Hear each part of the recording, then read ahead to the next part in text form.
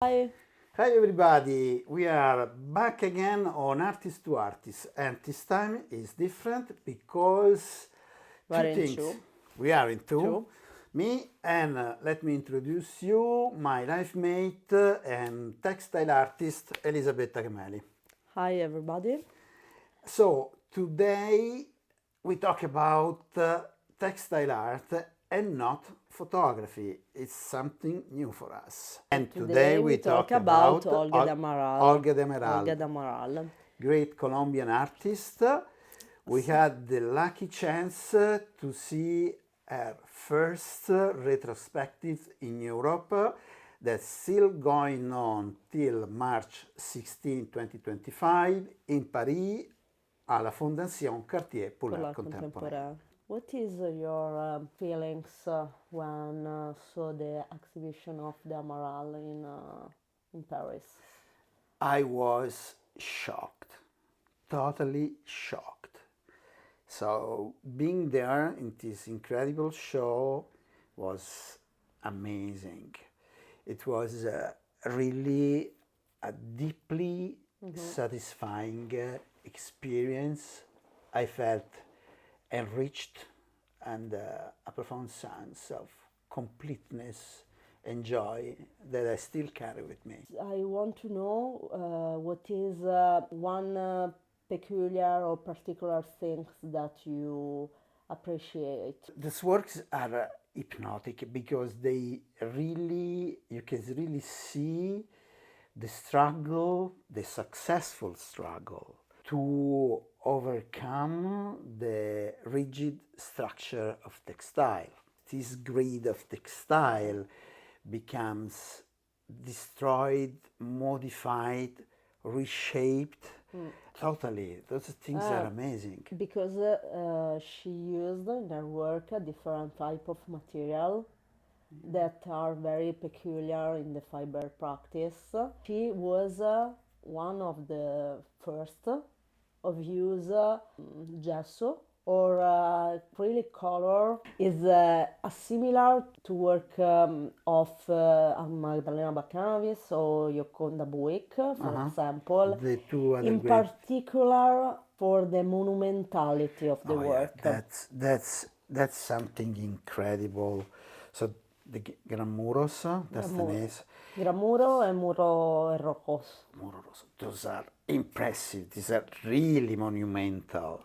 Monumental, and this sense of monumentality is a characteristic that alongside with all the earlier Faber artists. Yeah, I remember that. Because there was this urge Yes, that I it's can really like a understand. declaration of intent, maybe. Yeah, of course it is. For It's my a declaration. opinion, my Yeah, and I opinion. agree with you. So they felt the urge to affirm textile art as a high art form and Yes. not a minor art or a craft. Yes, because remember that the fiber, like art movement, began in the 60s, very late rather than other forms that is established in the Historically. history. Yeah, Okay. because for the one who might not know, textile has been a craft and a minor art for It's ancient like human, is a Exactly. part of human history, but like a form of art is more late than others. very late. So we painted since prehistoric time. We also weaved since prehistoric times. But while other craft became also arts and high art forms, textile was neglected, and there's been a long struggle to Yes, affirm for it. many reasons. Because it's like One- you said, is a craft. It's is. especially a craft. Yeah. And because maybe it is made by women. A lot of that.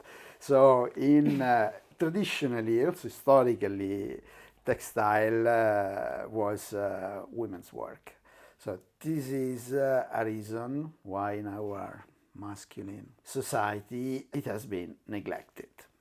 Yes. Well, if you think that even photography, it's mainly a craft, it's not art in general, it's just a useful thing, documentation or advertising, it's just it's a tool, and sometimes it is art. It struggled a bit to be considered art, but it didn't struggle as much as textile because photography is new. It struggled to be art for some 50 years, while textile has been with mankind almost forever.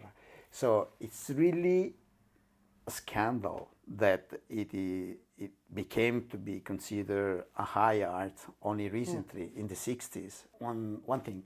Sorry to bother you guys, but we really need your support. Yes. So don't forget to like, subscribe, share, and comment. We like this, we like making videos, but we need you.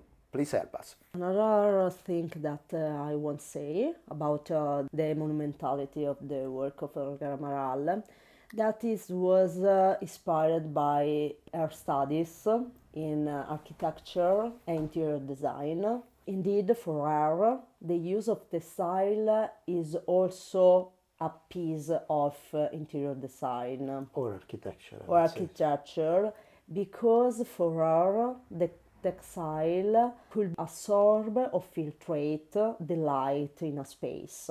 And a very meaningful phrase that she said is that fiber art maybe is the only form of art able to communicate us the perception of time. Yeah, this is unavoidable. So when you experience her work, especially seeing these threads that get the shape that's unexpected, you really have a sense of time. Also, the experience of her work is through time. So when you see her work, you take your time. It's always sort of travel. Yeah. You You see, feel the time that pass.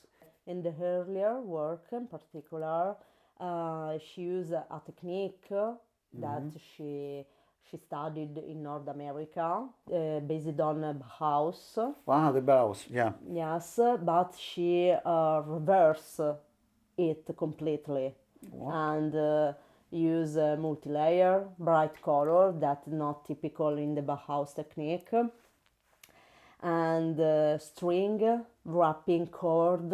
Right. Yes, and indeed we have a work that are very strong. That a big sense of weight is visible, this stratification Yeah. of fabric, The so layer. or rope. Well, one thing that I really felt was that she was really a free mind, working. Yeah, Like totally. anarchic artist, Working with completely. different materials, stretching the technique beyond the limitation, and when she could not stretch one technique, she put another technique over it. So she painted over the fabric because she couldn't overcome the limit of the dyeing the fabric itself or the wires in another way, or to give weight to it. She used gesso over the fabric, and she really was super free in her mind and in her approach to Use horsehair to tight the fabric because it is stronger than other materials. I was thinking now of the glamuro. It is basically on one tonality, but it's super vibrant. Each little piece is different, and combined all together, it is.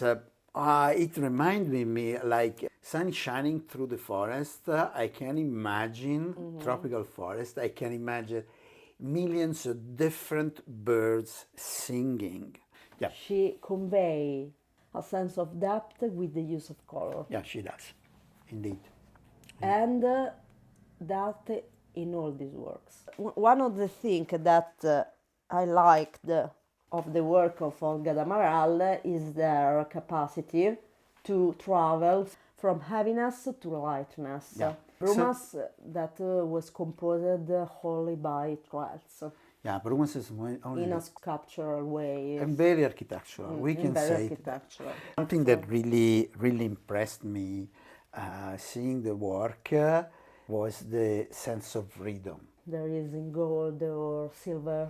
There are these things they are flat because I mean they are textile. They are not real. Still, they're not sculptures, but the textile work that does this rigid matrix usually is totally bent, and it creates shapes in motion and. The light on the gold that changes every inch you move here and there keeps them moving. They seem alive. They seem a living flow. They are not. They don't stand still. Yeah, you see them in a picture. It's still, but when you're there alive, it's enough that you breathe. This slight movement that you can make just breathing makes the art in front of you move with you. They are alive because the light vibrates on this surface in an incredible way. The science of freedom is very peculiar for me in the work of It is. I agree with that. Of Olga De Amaral. It is very distinguished her work from others. From other fiber artists where this sense is not so evident. Oh, see. Create a work that could be different readings, respect of the point where you see the work. These works are very physical work. Because they there are are indeed powerful. evenness, not only metaphorical, but also literally. And the colors, Olga says, is a language common to all cultures. That's beautiful. Repeat that, please, because I love it. Color is a language common to all culture. And for her, color she said, color helps me distance myself from the surface to add a different meaning to the work. There is something very important that was common in the last century's avant-garde. There was this aim for universality, and in the work of Olga De Amaral, we see that in this phrase. When you see the work, it's hard to have a good sense or a good measure of the hard work, also technically. Because there is a lot of invention. Yeah, especially in Olga, I think that she revolutionary technique, create technique that not existed before, is a very anarchic way to make art. Super free. Yeah, well, that's super free. That's you feel that. So it's artistic expression above all. No compromises, never giving up. So there is no one trace of obedience. So you say fabric is it's very free. Super free. So textile seems to have rules. She breaks that rule. She bends the technique. And break the rule and invent a new one. Of course. Also, something that happened to me that I couldn't think it would ever happen. She make peace with gold as a color and material. Well, generally in my life, I always hated gold because gold. Another things to say at the last one because is. I hate gold because as an Italian, gold it's all churches sign of power, rich people showing off, the mosaics of Ravenna. It's either in the past or a symbol of something that I don't like. Because maybe the use of gold is bound with the power. because with gold she retake the pre-Colombian cultures. Oh, that's the reason, okay? Because One of the reasons that is because she appreciate the gold through the ceramists in America that use kintsushi, the Japanese okay. technique to repair ceramics. Okay, that's a totally different meaning from what gold is like in a Yes, culture and like the for Italian her, one. the use of gold is like an act of cure Cure and and rebonding. yes, a rebonding, a love for the things. Like she said, I want Read, no, read. to read something. This use of gold touched a mysterious place in my mind. 4 years later, I started using gold leaf in a small group of pieces that I called fragmentos completos. From the on, gold became an important material in my work. My search centered on how I could turn textile into golden surface of light. I want to finish this essay from Let's Olga De say that. Amaral with a very particular work that named Stellas. Stellas are 13 fabrics covered by gold and dark silver, inspired by the burial sculpture from the archaeological pre-Columbian sites. They are full of contradiction. They are both solid and weightless.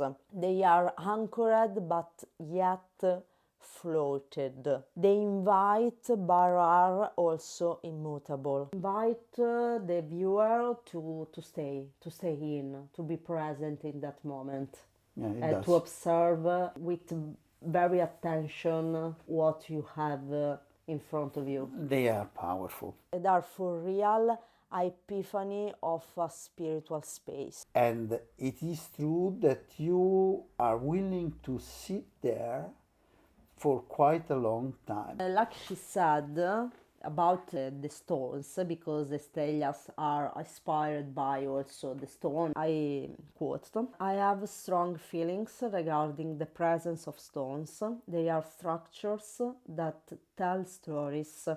Their weight, color and form reveal where they come from, what has happened to them and what spirits have carried them away. Stones, like weavings, create their own unique space. Houses are also like stones, in that they are full of stories, full of vestige. The thread of the present story has led me to this house. This house is somehow full. This house is colorless, timeless, and thoughtless. It is a house with many doors, open and yet full of emptiness. I do not own this house.